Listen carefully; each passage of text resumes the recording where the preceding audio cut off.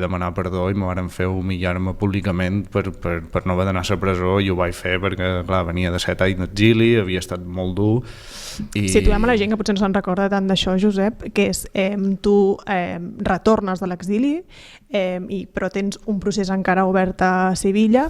Tu en aquell moment em planteges què faig, accepto, és a dir, vaig al judici i accepto que hi ha la possibilitat d'entrar a presó, o torno a l'exili. Tu en aquell moment dius, tornar a l'exili no és una opció? No podia.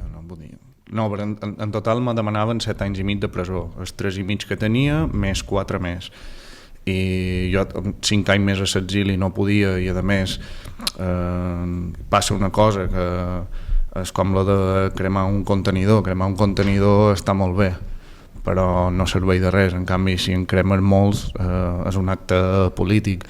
Si jo me'n vaig a l'exili però no hi ha una estratègia que m'acompanyi, no hi ha unes entitats culturals, unes entitats polítiques que m'acompanyin en aquest procés i polititzin i treguin un rèdit de tot això, al final ets basura espacial, i això era el que jo no volia.